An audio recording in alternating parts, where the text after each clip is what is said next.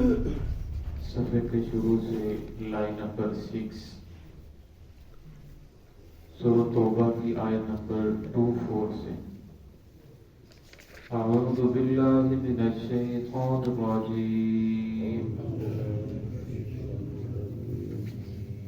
بسم اللہ الرحمن الرحیم لقد نصرکم اللہ فی مواطن کثیرۃ ویوم حنین اذ اعجبتکم کثرتکم فلم تغن عنکم شیئا وضاقت علیکم الارض بما رحبت ثم ولیتم مدبرین ثم انزل اللہ سکینتہ علی رسولہ وعلی المؤمنین وأنزل جنودا لم تروها وعذب الذين كفروا وذلك جزاء الكافرين. بسم اللہ الرحمن الرحیم لقد نصرکم اللہ فی مواطن کثیرۃ ویوم حنین اذ اعجبتکم کثرتکم فلم تغن عنکم شیئا وضاقت علیکم الارض بما رحبت ثم ولیتم مدبرین ثم أنزل الله سكينته على رسوله وعلى المؤمنين وأنزل جنودا لم تروها وعذب الذين كفروا وذلك جزاء الكافرين.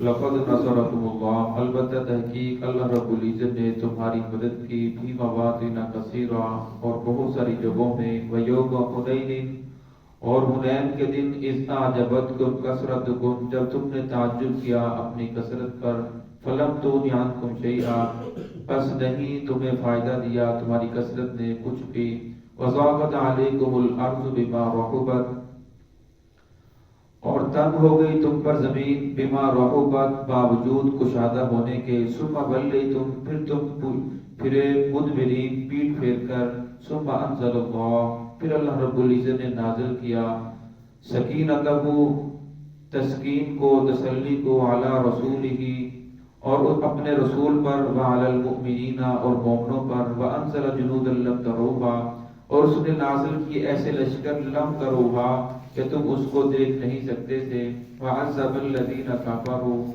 اور اللہ عذاب جو ہے وہ پہنچے گا ان لوگوں کو جو کافر ہیں وذالک جزاء الکافرین اور یہ بدلہ ہے کافروں کا کفر کرنے والوں کا. رسول اللہ صلی اللہ علیہ وسلم 8 ہجری میں رمضان مبارک کے مہینے میں 10,000 صحابہ اکرام کا لشکر لے کر مدینہ سے فتح مکہ کے لیے جب روانہ ہوئے، اور جب وہاں مکہ پہنچے تو ان لوگوں نے ہتھیار ڈال دیے، اور ان میں سے کچھ نے اسلام قبول کر لیا اور کچھ لوگ بھاگ کر چلے گئے۔ اور جو بھاگ کر چلے گئے تھے، پھر ان میں سے جو کچھ بچ گئے، 2 قبیلے تھے، قبیلہ حوازن اور قبیلہ بنو ثقیف۔ یہ بنو حوازن اور بنو ثقیف والوں نے کہا کہ مکے والوں نے یہ بڑا غلط کیا ہے، ہتھیار ڈال دیے، بلکہ ہتھیار نہیں ڈالنا چاہیے تھا، ان کا مقابلہ کرنا چاہیے تھا۔ تو جو لوگ ایمان لے کر آئے تھے وہ مسلمانوں کے ساتھ مل گئے۔ ان حوازن والوں نے اور ثقیف والوں نے یہ ارادہ کیا کہ ہم مسلمانوں نے اب ہمارے اوپر حملہ کرنا ہے، کیونکہ جو بھی بچتا ہے یہ اس کے اوپر حملہ کر دیتے ہیں، اب ہمارے اوپر حملہ ہوگا، کیوں ایسا ہو کہ ہم خود جا کر ان کے اوپر حملہ کریں۔ اب ان حملہ کرنے کے لیے جب یہ روانہ ہوئے تو ان کا جو امیر تھا مالک بن سعصہ اس کا نام تھا، اس کو ساتھ لیا، اس سے پوچھا کہ اب ہمیں کیا کرنا چاہیے۔ اس نے کہا کہ جنگ کا طریقہ کار یہ ہے کہ جتنے بھی اپنے جانور ہیں سارا ساز و سامان وہ بھی ساتھ لے کر جائیں، بیوی بچوں کو بھی ساتھ لے کر جائیں، سونا چاندی بھیڑ بکریاں جانور جو بھی جس کے پاس ہے وہ سارا کا سارا لا کر میدان کے اندر رکھ دیا جائے، تاکہ جو جنگ جو ہے وہ ڈٹ کر مقابلہ کریں، کوئی اس وجہ سے نہ بھاگے کہ میرے پیچھے بیوی بچے ہیں۔ اگر کوئی بھاگنا بھی چاہے گا تو بیوی بچوں کو چھوڑ کر اپنے مالت کو دولت کو چھوڑ کر نہیں بھاگے گا۔ اب ان لوگوں نے سب چیزوں کو لا کر میدان کے اندر جمع کر لیا، اور ادھر سے رسول اللہ صلی اللہ علیہ وسلم کو پتہ چلا کہ وہ لوگ ہمارے اوپر حملہ آور ہونے والے ہیں۔ تو آپ نے صحابہ کرام سے مشورہ کیا کہ وہ ہمارے اوپر حملہ آور ہوں گے، مکہ میں آئیں گے، تو ایسا نہ ہو کہ ہم خود باہر جا کر ان کا دفاع کریں، ان کے ساتھ جنگ کریں۔ تو آپ صلی اللہ علیہ وسلم صحابہ کرام کو لے کر چلے۔ 10,000 صحابہ کرام وہ تھے جو مدینہ سے چلے، اور پھر 2,000 وہ تھے جو نئے مسلمان ہوئے مکہ سے، وہ آپ کے ساتھ مل گئے۔ اب یہ 12,000 کا لشکر تھا، ایک روایت تک 14,000 کا لشکر تھا۔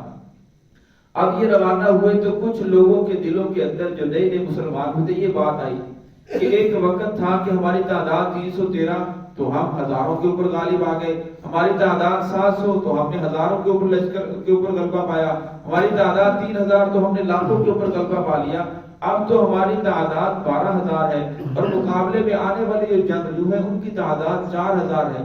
یہ تو ایک جھٹکے کے ساتھ ہی ختم ہو جائیں گے، ایک ہلنے کے ساتھ ان کا کام تمام ہو جائے گا۔ اب نظر جو تھی وہ اللہ رب العزت کی ذات سے ہٹ گئی، اور نظر اپنی کثرت کے اوپر آ گئی، اور جب کثرت کے اوپر آئی تو پھر اللہ رب العزت نے مسلمانوں کی جو فتح تھی اس کو شکست کے اندر تبدیل کر دیا۔ پھر مسلمانوں کو شکست بھی ہوئی، پاؤں بھی اکھڑ گئے اور بھاگنا بھی شروع ہو گئے، مسلمان شہید بھی ہوئے۔ لیکن آپ صلی اللہ علیہ وسلم اور آپ صلی اللہ علیہ وسلم کے ساتھ چند سو صحابہ کرام وہ ڈٹے رہے، تو آپ صلی اللہ علیہ وسلم آگے بڑھتے رہے۔ انا نبی لا کذب، میں اللہ کا نبی ہوں، میں جھوٹا نہیں ہوں، میں عبد المطلب کا بیٹا ہوں۔ اور آپ صلی اللہ علیہ وسلم آگے بڑھتے جا رہے تھے، پھر آپ صلی اللہ علیہ وسلم نے اپنے چند عباس کو فرمایا کہ ان کو آواز دیں، اے اصحاب الشجر، اے درخت کے نیچے بیعت کرنے والوں تم کہاں چلے گئے، اے بیعت حکمہ کرنے والوں تم کہاں چلے گئے۔ اور جب آپ صلی اللہ علیہ وسلم آگے بڑھتے چلے جا رہے تھے اور باقیوں نے بھی دیکھا کہ آپ صلی اللہ علیہ وسلم تو بڑھتے چلے جا رہے ہیں، پھر وہ پیچھے مڑے اور آپ صلی اللہ علیہ وسلم کے ساتھ ہوئے، تو اللہ رب العزت نے بھی پھر لشکر نازل فرمائے۔ تو ان آیت کے اندر اسی کا تذکرہ ہے۔ لقد نصرکم اللہ فی مواطن کثیرہ، البتہ تحقیق اللہ رب العزت نے تمہاری مدد کی فی مواطن کثیرہ، بہت ساری جگہوں میں، بدر میں اور بھی بہت ساری جگہوں میں مدد فرمائی۔ ویوم حنین، اور حنین کے دن، اذ اعجبتکم کثرتکم، جب تم نے تعجب کیا اپنی کثرت کے اوپر، فلم تغن عنکم شیئا، پھر تمہیں کچھ فائدہ نہیں دیا تمہاری کثرت نے، وضاقت علیکم الارض، اور فرمایا زمین تمہارے اوپر تنگ ہو گئی، بما رحبت، باوجود کشادہ ہونے کے، وسیع ہونے کے، تمہیں زمین تنگ ہونے محسوس ہونے لگی، ثم ولیتم مدبرین، پھر تم پیٹ پھیر کر بھاگ پڑے۔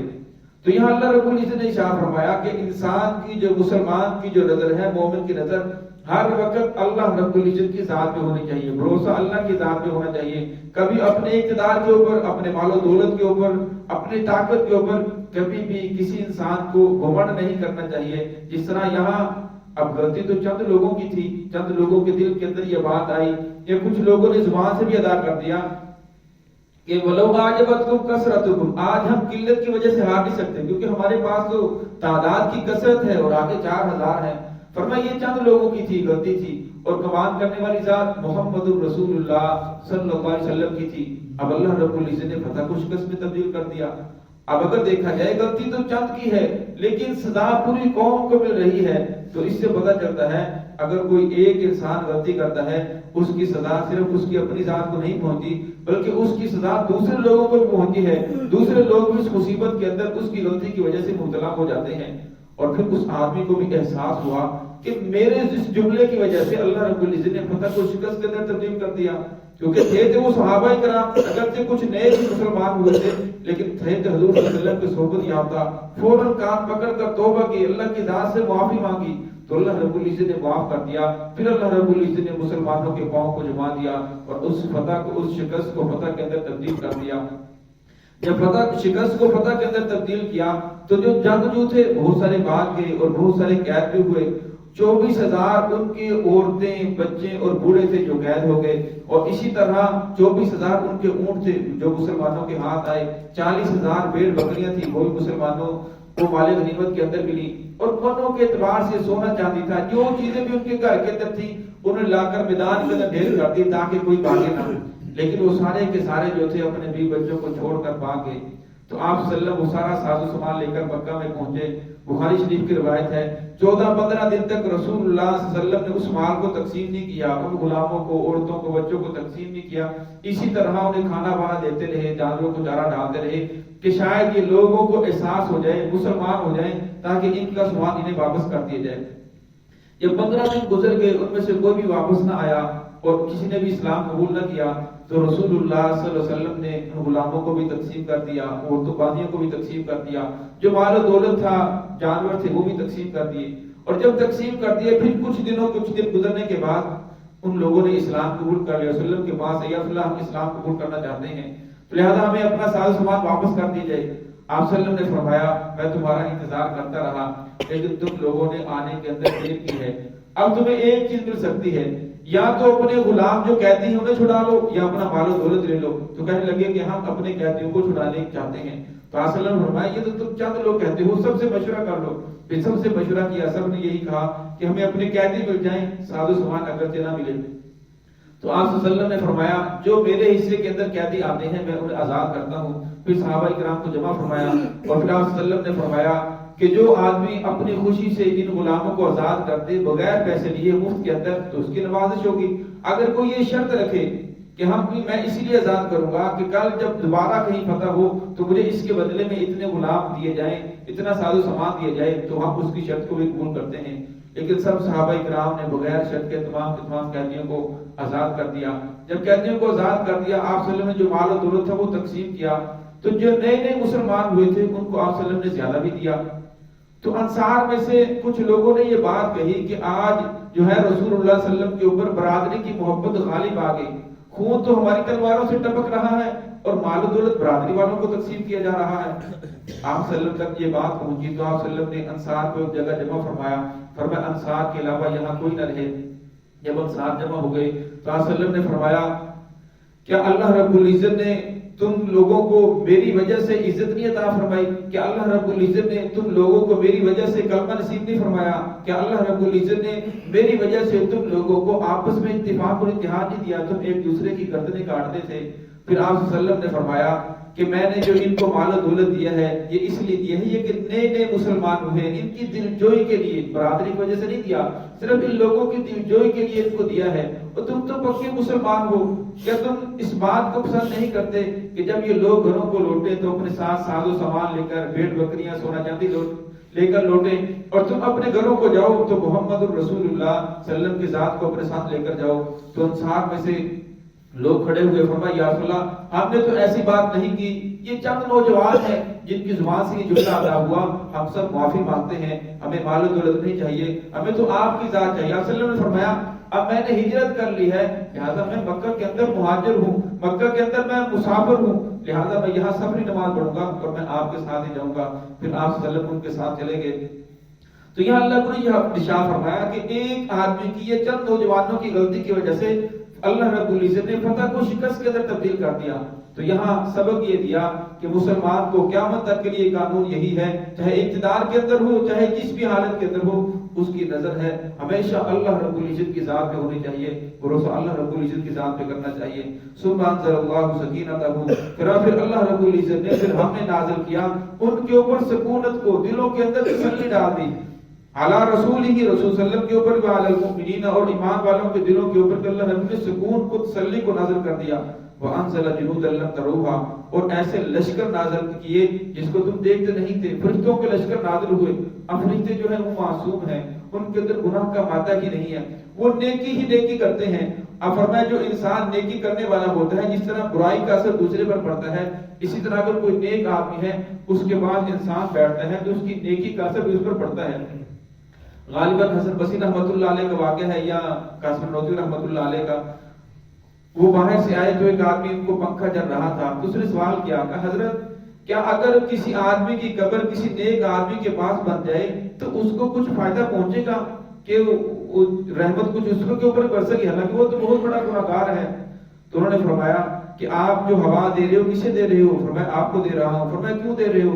फरमाया इसलिए कि आप बाहर गर्मी से आए हैं, पसीना आया हुआ है, ये कुछ हो जाए। फरमाया ये हवा सिर्फ मुझे लग रही है, ये जो दाएं बाएं बैठे हैं इनको ही पहुंच रही है। फरमाया जो दाएं बाएं बैठे हैं इनको ही पहुंच रही है। फरमाया आप किसे दे रहे हो? फरमाया मैं तो सिर्फ आपको देना चाहता था लेकिन इनको ही पहुंच रही है। फरमाया ये तो आप मेरी वजह से इनको पहुंच रही है। जब अल्लाह रब्बुल इज्जत की रहमत नेक लोगों के ऊपर बरसती है, फरमाया फिर अल्लाह की रहमत तो बड़ी वसी है, और जो उनके पास गुनाहगार होते हैं फरमाया फिर वो भी अल्लाह रब्बुल इज्जत की रहमत के साए में आ जाते हैं, उन पर भी अल्लाह रब्बुल इज्जत की रहमत बरसती है।